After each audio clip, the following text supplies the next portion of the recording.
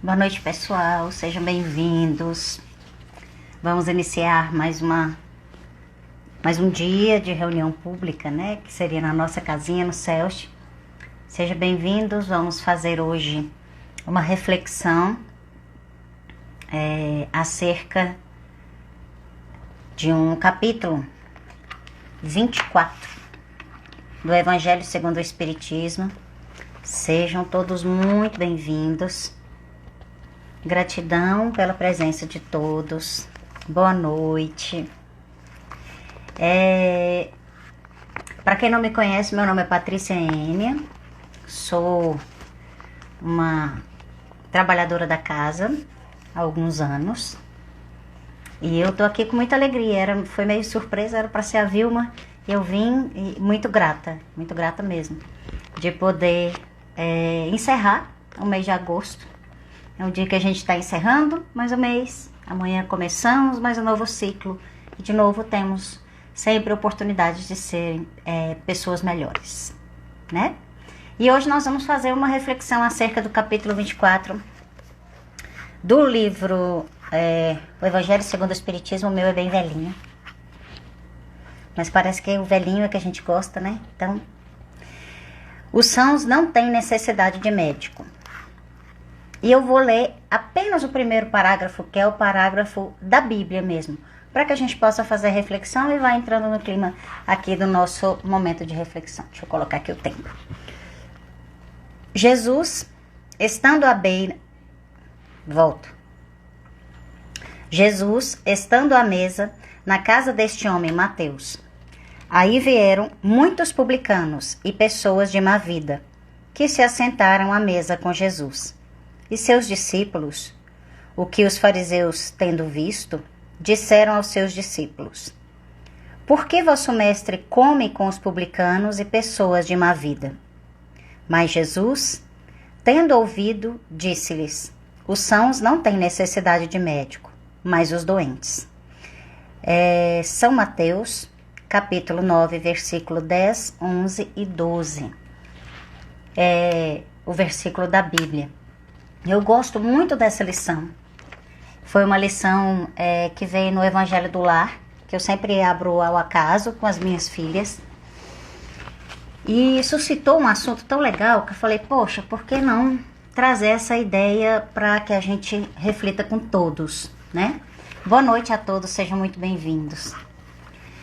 Quando nós vemos Jesus com as pessoas mais simples ou ditas de má vida, a gente reflete, poxa, qual é o problema? Nós vivemos num mundo de tanto preconceito e a gente vê que nessa época de Jesus já havia preconceitos, né? Já havia as pessoas que separavam o rico do pobre, o que tem dinheiro do que não tem dinheiro, aquele que tem alguma formação, que tem algum conhecimento a mais, daquele que é humilde, que é simples. E aí a gente pergunta, poxa, passaram-se 2000 anos. E cadê que nós aprendemos com Jesus? Muitos de nós ainda somos cheios de preconceito, cheios de rusga, cheios de sentimentos, sabe? Tão endurecidos que é como se não fizesse muito sentido tudo que nós já aprendemos. E as coisas são assim mesmo. Por quê? Porque nós temos muita dificuldade para colocar em prática aquilo que nós lemos, aquilo que nós conhecemos, aquilo que nós vamos sabendo ao longo do tempo. Porque somos espíritos milenares. Quantos de nós, muitas vezes, não estava lá, essa época de Jesus, já aprendendo? E até hoje estamos aqui em encarnações sucessivas com a única finalidade de evoluir. E aí nós pensamos, poxa, mas será que eu não vou aprender isso nunca? Vai. Mas nós somos muito apressados. Isso é sinal do nosso orgulho. Por que nós somos muito apressados? Nós queremos simplesmente, em alguns anos de vida, em uma encarnação só, consertar todos os nossos defeitos. E aí a gente pensa assim, poxa, mas eu não tenho defeitos, eu sou uma pessoa sadia. E aí a gente vai à reflexão que Jesus colocou aqui pra gente. E ele fala que os sãos não precisam de médico. Quem é são?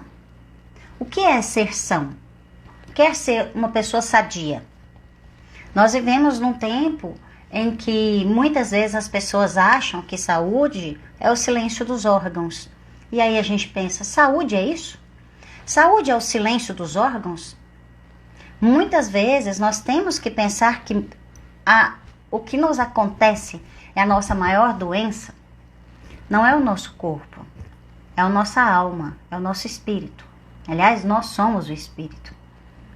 E aí pensamos, poxa, mas como que eu vou saber se eu sou uma pessoa sã ou se eu sou uma pessoa doente? No âmbito espiritual, no âmbito emocional, no âmbito moral. Porque é aí que estão os nossos maiores defeitos, é aí que estão apegados, é aí que está apegado a nossa maior doença. E nós começamos por sentimentos que a gente muitas vezes nem queria cultivar. E aí ficamos acerca desse raciocínio. É importante a gente entender que o equilíbrio, que é esse estado de saúde, ele é para todos igualmente. Mas nós percebemos que alguns de nós já conseguimos conquistar algumas virtudes. Todos nós temos virtudes. Eu sempre falo que todos nós temos talentos, todos nós temos virtudes, todos nós temos coisas boas. E aí a gente pensa, tá, e como é que eu vou olhar os defeitos? Com as suas virtudes. Eu refleti bastante acerca disso. E aí eu pensei, poxa, a gente primeiro tem que ser muito verdadeiro com a gente mesmo. E aí a gente vai perceber do que nós precisamos para nos equilibrar. O que nós precisamos para entrar nesse estado de sanidade. Sanidade no sentido de ser são, de não estar doente, mas não estar doente do corpo e do espírito. Porque nós temos a obrigação de cuidar do corpo e do espírito. Porque isso é que vai nos tornar equilibrados e completos. E aí, vamos estender essa reflexão. Pátia, eu tenho dificuldade de olhar quais são os meus defeitos. É muito simples. Entre em oração, fecha os seus olhos e começa a listar dentro de você, de forma sincera, quais são as suas qualidades. Podem fazer isso como um exercício. Às vezes nós precisamos materializar coisas que queremos. Se você quer sinceramente saber quais são os traços que você precisa equilibrar, que você precisa sanar, primeira coisa, você precisa saber. Não adianta a gente ficar apontando o dedo pro outro e falar, você é orgulhoso. Ah, não, você é muito parecido. Ah, não, você... Nossa, pessoa exportável. Isso não ajuda o nosso irmão. Como é que a gente faz? Nós mesmos temos que conhecer. E se você tiver dificuldade, chama o irmão em segredo, que é o que está dito lá no Evangelho. Chama o seu irmão em segredo e pergunte para ele. Ou, se você ver que o seu irmão tem algum problema, chama o seu irmão em segredo e alerte ele, ajude ele a saber. Pátia, eu realmente tenho dificuldade. Ótimo. Vamos entrar em oração. Vamos fechar os nossos olhos e começa a entrar em oração e começa a perguntar para si mesmo. Não precisa ser para Deus. Deus conhece todos os nossos sentimentos, os nossos detalhes, mas nós também conhecemos. E esse é um dever que não é de Deus, não, é nosso. Então você entra em oração e comece a listar quais são os meus defeitos. Eu sou orgulhoso? Tem alguma situação que eu lembro que eu sou orgulhoso? Que eu coloco este tipo de comportamento para fora? Ou eu sou um orgulhoso que fica ali dentro me matando, mas eu não falo? Então eu já consegui barrar a ação, o que já é alguma coisa. Será que eu sou uma pessoa invejosa? Será que eu sou pessimista? E aí você vai anotando todos aqueles traços, sejam de caráter, sejam emocionais, sejam morais, né, ou espirituais, de fato. Anota. Depois que você fizer isso, como a gente não está aqui para jogar pedra em ninguém, principalmente em nós mesmos, porque isso não vai ajudar, o que eu recomendo que você faça? Entre em oração e comece a pensar. Quais são as minhas qualidades? Quais são as qualidades que eu possuo? Poxa, eu sou disciplinado, eu sou organizado, eu sou determinado. E aí você começa a avaliar e a anotar todas essas qualidades que você possui. E aí você vai ter duas listas. Você vai ter uma lista de coisas a serem equilibradas, a serem sanadas, e você vai ter uma lista de qualidades que você possui, de coisas que já são seu patrimônio. E como é que você vai conseguir sanar essas coisas? Com esse patrimônio que você já tem. Se você é disciplinado e você precisa corrigir um defeito, por exemplo, como a maledicência, basta você usar essa disciplina para que você pare de falar mal do outro. Paty, difícil demais. Eu já escutei isso assim, ó. Vocês podem mandar pergunta, pode falar o que vocês quiserem aí, viu, gente? Difícil demais, eu também acho. Por quê? Porque quando nós começamos a corrigir hábitos, é um negócio extremamente complicado. Porque nós precisamos corrigir coisas que está arraigado em nós, sabe-se lá de quantas encarnações. Que é também um defeito, que é um patrimônio do espírito. E aí, como é que a gente começa a fazer isso? Dica. Primeiro começa por fechar a boca. Se você é maledicente, mesmo que você pense, mesmo que você sinta, freie a língua. Pare de falar. Paty, quando eu vi, já foi. Volta, engole, pede desculpa, dobra o orgulho. Fala, fulano, me desculpa. Eu fiz uma avaliação incorreta. Eu é quem estou sendo maledicente. Cada um vai fazer o que dá conta. Porque quando você tiver que abaixar sua cabeça umas 2, 3, 4, 5, 10 vezes, você vai começar a pensar antes de falar. E aí, freou a boca. Poxa, já começou, né? O segundo que a gente tem que frear. Pensamento. Quando você freia a boca, quer dizer que você já está pensando antes de falar. Opa, já consertou a travinha que tem entre o cérebro e a língua. Então, depois você vai começar a controlar o pensamento. Você pensou e fala, não posso pensar assim. Isso é uma coisa que vai prejudicar a mim mesmo. Porque é uma coisa que eu estou pensando acerca do outro. E tudo que eu penso é energia. Tudo que eu gero de energia, gente, é como se ficasse aqui uma nuvenzinha, uma fumacinha em torno de você, assim, ó. E tudo que você pensa, seja bom, seja ruim, vai ficar em cima de você. Ah, mas se eu direcionar para o outro, a energia fica muito mais impregnada onde é gerada. Então, isso é muito importante que a gente freie. Então, você começa a frenar o pensamento. E depois, o sentimento. Porque o pensamento, ele nasce do sentimento. Se você for frenar a atitude, depois o pensamento, depois o sentimento, aquele traço que você queria arrumar, que você queria consertar, para você sanar esse problema dentro de você, ele já vai conseguir ser sanado. Daqui a pouco você nem pensa mais naquilo, nem sente mais aquilo. Tem gente que fala, mas é involuntário a gente às vezes xingar ou brigar. Mais ou menos. Tudo a gente pode educar. Nós somos moldáveis de acordo com o que nós queremos para a nossa vida. E o que você quer para a sua vida. Este exame, sabe, íntimo, ele tem que acontecer. Porque se você não souber o que você quer para a sua vida, quem vai saber?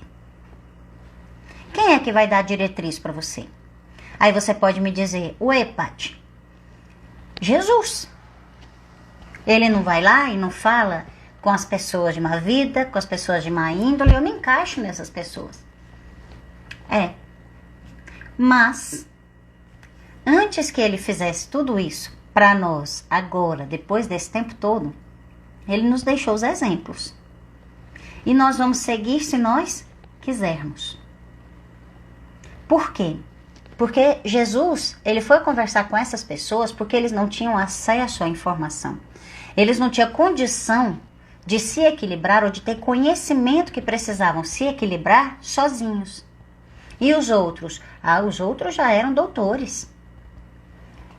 Jesus não ia fazer diferença ali para eles, principalmente com aquela quantidade, sabe, de pompa e circunstância que eles queriam colocar.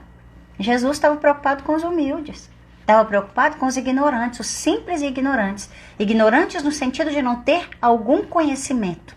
Não é um ignorante de chegar batendo nos outros e brigando.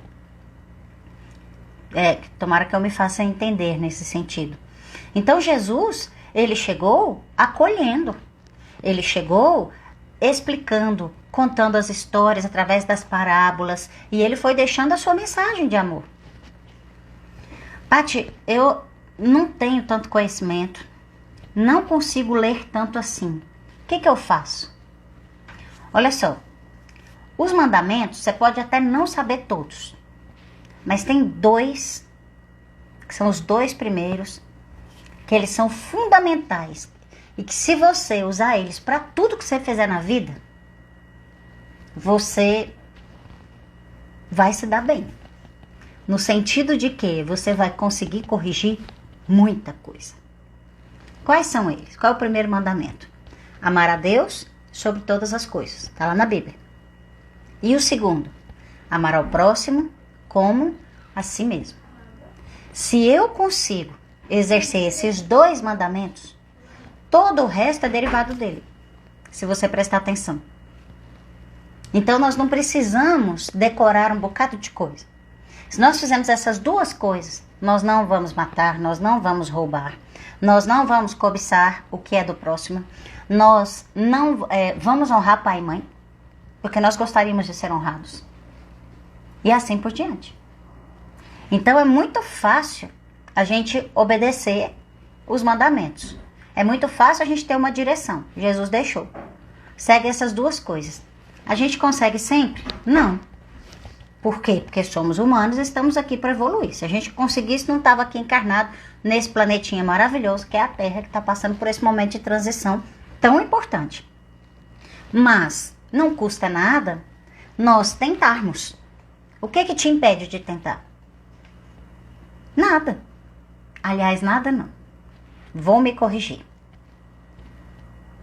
O que te impede de tentar é o seu querer. Querer é poder. Se você tenta, você consegue. Pode demorar, mas consegue.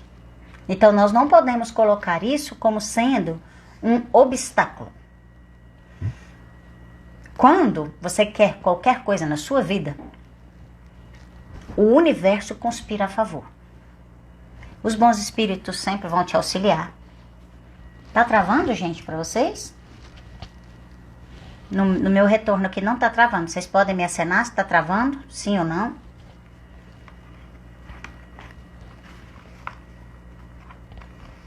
Não? Ninguém respondeu nada? Será que tá travado?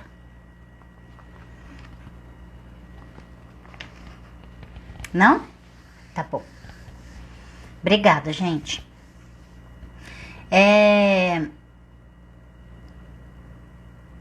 Quando nós queremos uma coisa muito mesmo, parece que tudo conspira a favor, porque você gera uma energia positiva, direcionada àquela intenção. E tudo conspira a favor. Então os bons espíritos se aproximam, você consegue manter um pensamento elevado, o seu ambiente doméstico, seu ambiente de trabalho, tudo conspira a favor. Por quê? Porque você está bem, você tem um objetivo e você está focado no seu objetivo, que é esse melhoramento pessoal. E aí a gente começa a pensar assim, Paty, e quando nós temos uma doença física, nós não precisamos de Jesus? Claro que precisamos. Mas a gente vai negar a medicina? De jeito nenhum. A medicina na Terra, a medicina do corpo, ela está aí, inclusive, por permissão dele. E se a medicina da Terra ela está aí por permissão dele, no momento em que necessitamos, nós vamos utilizar. Vamos utilizar com moderação. Vamos utilizar aquilo que for necessário. Por quê? Porque muitas vezes nós estamos passando por um problema físico exatamente para limpar de algum outro problema que nós tenhamos. Então é muito importante nós entendermos que a medicina tradicional, a medicina humana, física da Terra, ela precisa ser usada muitas vezes para nos ajudar. Quantos de nós não mudamos diante de uma doença? Quantos de nós não passamos por um momento muito difícil na nossa vida e quando voltamos você fala, tudo vai ser diferente. Eu vou valorizar as pessoas certas, eu vou valorizar as coisas certas, eu vou deixar daquele sentimento que eu tinha de orgulho e tudo mais. A pessoa ela se transforma diante de uma situação muito difícil. Tantas dores que todos nós estamos passando. Quantos não se transformam diante disso quando percebe que isso aqui, é nada. Que isso aqui é uma oportunidade de evolução. Mas não dá para ficar preso nisso. Que tudo que é material pode se acabar. Quantos aí não passam por enchentes, não passam por incêndios, desabamentos, sabe? E você olha, quando ele sai dali, ele fala, tá tudo bem, eu tô vivo, eu vou recomeçar. E aí a gente começa a entender que o corpo físico, ele é importante para a evolução do espírito. Então nós vamos cuidar do corpo físico com a medicina da Terra. Mas o que pensamos e o que sentimos, nós vamos curar com Jesus. Mas nos é lícito pedir ajuda, pedir o auxílio e estar junto dos bons amigos para que possamos nos beneficiar de saúde física. Por quê? Porque os bons espíritos eles vão estar sempre intuindo os médicos, proporcionando muitas vezes profissionais excelentes para que façam o trabalho deles. E isso é fantástico, isso é maravilhoso. Não é pedir, obtereis? Então não tem nada de, eu não vou pedir. Tem gente que fala, nossa, eu fico até com vergonha de pedir alguma coisa para Deus, porque eu tenho casa, eu tenho comida, tá todo mundo bem aqui em casa.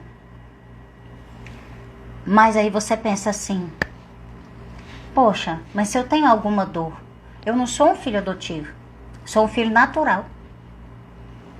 E aí nós vamos pedir auxílio da mesma forma, independente se nós achamos que nós somos merecedores ou não. Quem decide se nós somos merecedores ou não e que tipo de auxílio nós vamos receber, não somos nós. Porque muitas vezes, alguma coisa que pensamos que é uma coisa ruim que nos acontece, é um benefício. E aí, nós vamos conseguir, diante deste quadro, mudar algumas coisas ou aprender, ver lá na frente de, poxa, ainda bem que tal coisa aconteceu. Eu queria tanto que fosse diferente, mas se tivesse sido diferente, não teria sido bom para mim. E aí, a gente percebe e a gente aceita de uma forma diferente tudo que nos acontece e entende que naquele momento não estávamos sãos nem para pedir. Mas, como tínhamos merecimento, Deus e os bons espíritos, auxiliados pelos bons espíritos, fez uma interferência altamente positiva na nossa vida. Então, todas as vezes que nós buscamos ajustar esses nossos defeitos, todas as vezes, isso quer dizer que nós estamos buscando curar-nos. Curar-nos está em nossas mãos. Sempre. E aí, nós temos que começar a pensar. Como é que eu faço para combater esses sentimentos como o egoísmo, o orgulho, a violência, a preguiça, o pessimismo? Como é que a gente faz para conseguir combater isso? Primeiro com esse exame que eu tinha falado para vocês, de consciência, saber quais são os seus defeitos. Segundo, buscando os seus recursos para consertá-los. Terceiro, praticando. Nós praticamos no intercâmbio uns com os outros, não é só dentro do centro, não é só com os coleguinhas do centro, é nos lugares mais difíceis. E nossa maior escola é dentro da família. Então, dentro da família, nós vamos exercitar. Com as pessoas do trabalho, nós vamos exercitar. Com as pessoas da rua, nós vamos exercitar. No momento em que nós olhamos para o outro como um irmão, nós vamos exercitar. Ou seja, o tempo todo. As mudanças radicais, as mudanças muito assim, que você olha e fala, não estou reconhecendo essa pessoa. Nós devemos observar se elas são realmente verdadeiras. Porque as mudanças verdadeiras, elas vão acontecendo paulatinamente. E você vê esse movimento contínuo da pessoa melhorar. E isso é maravilhoso. As mudanças repentinas só talvez possam acontecer no caso de uma, como eu falei, de uma enfermidade, de um acidente, onde a pessoa ela recebe um choque emocional e ela modifica a forma de encarar a vida. E é uma nova oportunidade que essa pessoa tem. E nós também temos que perceber que essas oportunidades, elas existem. E se você examinar aí sua vida, você vai ver que ela existe, pode ter existido na sua vida e talvez você nem tenha percebido. E nós temos um meio muito importante, deixado por Jesus, para que nós possamos evoluir, que chama-se mediunidade, que também está nesse capítulo, nessa leitura. De os sãos não precisam de médicos. Quando nós falamos da mediunidade, as pessoas têm muito misticismo acerca da mediunidade, a gente começa a pensar, e o que é a mediunidade? A mediunidade é uma capacidade inerente aos médiuns, é orgânico, não é uma coisa assim, eu tenho mediunidade, eu vou ter uma mediunidade, como eu faço para ter uma mediunidade? Olha só, ou você nasce assim, ou não. Só que todos nós somos mais ou menos médiums. Muitas vezes nós falamos se temos ou não mediunidade quando nós temos uma mediunidade dita ostensiva, aonde você pode fazer uma comunicação com os espíritos. E essas comunicações, elas podem acontecer por meio da fala, que é a psicofonia, meio da escrita, psicografia, onírica, por meio de sonhos, visões, audições. Então, pode ser de várias formas. As mediunidades são diversas e todas elas precisam ser estudadas com muito cuidado. E as pessoas acham que a mediunidade é um privilégio. Ela é um privilégio. Na medida em que a pessoa que exerce a mediunidade com cuidado, com esmero, com respeito, com disciplina, ela consegue moldar defeitos ou problemas que ela precisava moldar dentro do seu espírito. O seu espírito estava enfermo em alguma coisa. E ao vivenciar a mediunidade, você é capaz, muitas vezes, de sentir a dor do outro. E ali você se tocar e modificar. Mas temos que lembrar que o intercâmbio da mediunidade não é só com os bons espíritos, porque as pessoas falam, nossa, o fulano é médium, será que ele fala com André Luiz? Será que ele fala com Bezerra de Menezes? Será que ele fala com o espírito de verdade? A maioria de nós não. A maioria de nós vemos irmãos sofredores, vamos trabalhar juntos de irmãos socorristas exatamente para ajudar. Nós somos auxiliares. São mediunidade muitas vezes de prova. Mediunidade que trazemos exatamente para resgatar. Resgatar traços de caráter, de personalidade que precisamos curar. E Jesus nos deu essa possibilidade. Jesus não escolheu a mediunidade apenas para as pessoas que são boazinhas. Por isso que tem pessoas que têm essa característica orgânica e não têm caráter para exercê-la com respeito, com cuidado e com dignidade. E aí muitas vezes mancha o nome do espiritismo. Mas o espiritismo não precisa de defensores, porque a doutrina em si, ela é ilibada. O nosso comportamento e tudo o que está escrito que Allan Kardec deixou é o suficiente para que ela se estabeleça por si só. Nós é que temos que nos adequar no exercício correto, no exercício compromissado no exercício, sabe, reto da mediunidade. É a mediunidade exercida com amor. E muitas vezes a mediunidade, ela ajusta a pessoa na medida em que ela sente as dores alheias. Os médiuns não são pessoas melhores do que as outras. Os médiuns não são gurus. Muitas pessoas saem correndo atrás de outras que falam, mas você é médium, você pode falar com meu parente. Não, não é assim. Mediunidade exercida com responsabilidade é diferente. Nós não estamos aqui para fazer isso. Nós estamos aqui a serviço de Deus, a serviço da espiritualidade. E temos uma forma específica de trabalhar. Temos o dever de educar este canal, sabe, de comunicação com os espíritos, exatamente para que não caiamos no exercício irresponsável da mediunidade. Por isso, os grupos mediúnicos são seletos no sentido de a pessoa ela vai estudar, ela vai educar, ela vai tratar. Muitas vezes os médiuns ficam lá um tempão em tratamento, vocês já observaram? É assim mesmo. Por quê? Porque é uma coisa a mais a ser tratada. E ali, quando ele está tratando vários outros irmãozinhos juntos. Nós, mesmo não sendo médiuns, não tendo mediunidade ostensiva, porque mediunidade todo mundo tem. Não tendo mediunidade ostensiva, também levamos muitos irmãozinhos para tratar.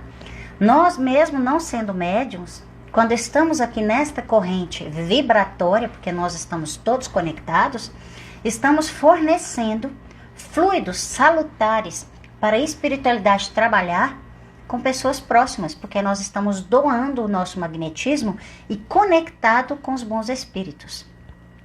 Paty, então quer dizer que mesmo que eu não tenha mediunidade, se eu mantenho o meu pensamento elevado, eu posso conseguir ajudar a espiritualidade?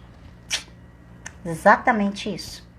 Se você mantém o seu pensamento elevado, se você tem o hábito da oração, se você passa a ser otimista, se você mantém, sabe, essa vibração elevada, às vezes pessoas que estão perto, elas se beneficiam apenas pelo seu magnetismo, pela sua energia que esbanja e ajuda as pessoas a ficarem bem. E a espiritualidade pode te intuir caso alguém precise.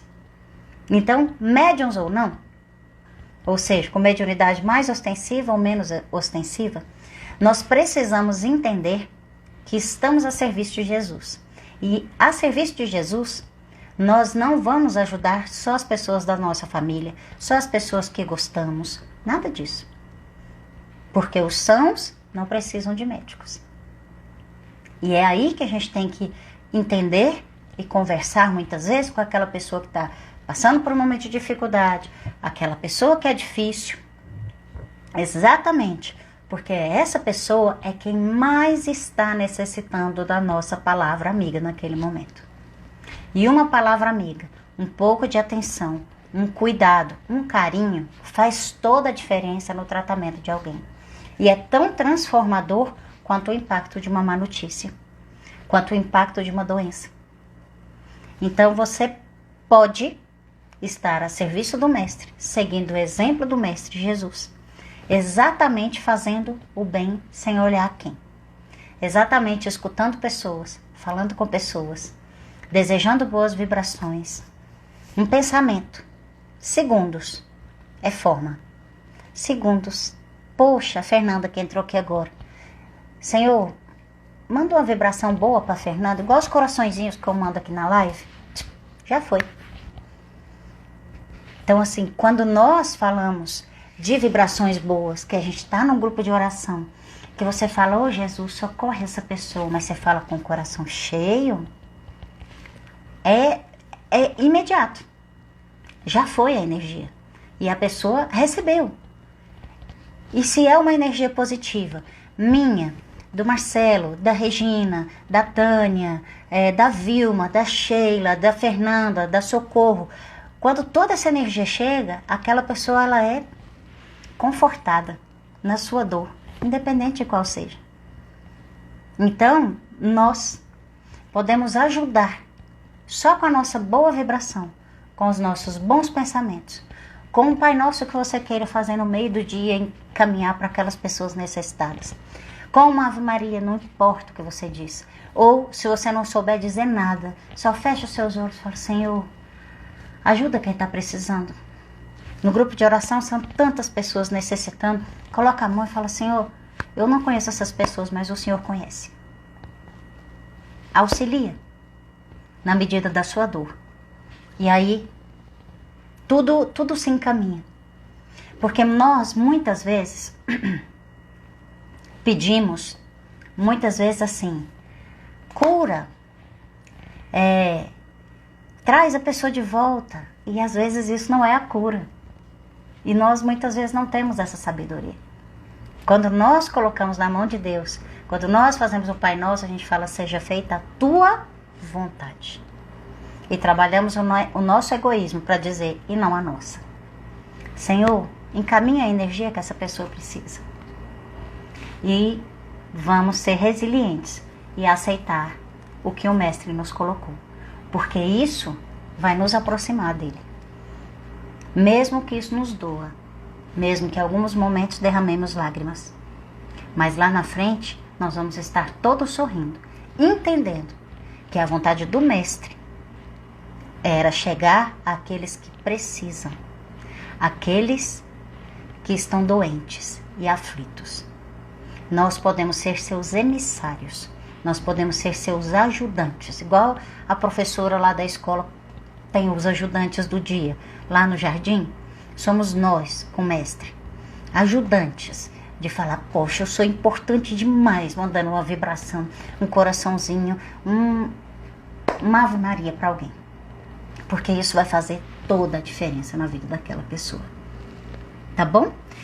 Gente, para encerrar, vocês têm pergunta, gente? Pode fazer pergunta, eu não me importo. Eu gosto da participação de vocês, acho o máximo. Pode fazer pergunta por comentário. Tem que ser interativo, que eu acho legal. Eu trouxe uma mensagem aqui do livro Pão Nosso. É a mensagem de número 61. E agora que eu estou ficando velhinha, que eu vou botar meus óculos. Porque as letrinhas ficam muito maiores, gente. Vocês têm noção, tanto que é bom. A mensagem 61, que chama O Homem com Jesus. Regozijai-vos sempre no Senhor. Outra vez digo, regozijai-vos. Paulo aos Filipenses.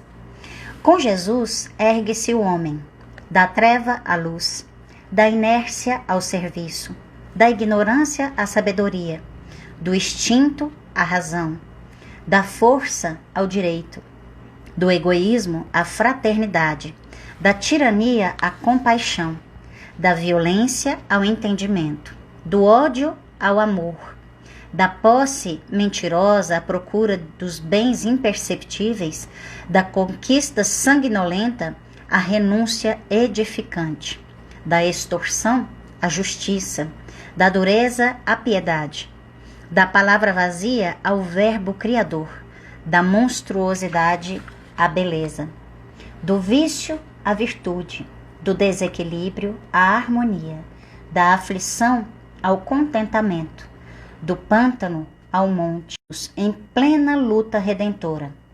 Que píncaros de angelitude poderemos alcançar se nos consagrarmos realmente ao divino amigo que desceu e se humilhou por nós. Muito obrigada a cada um de vocês.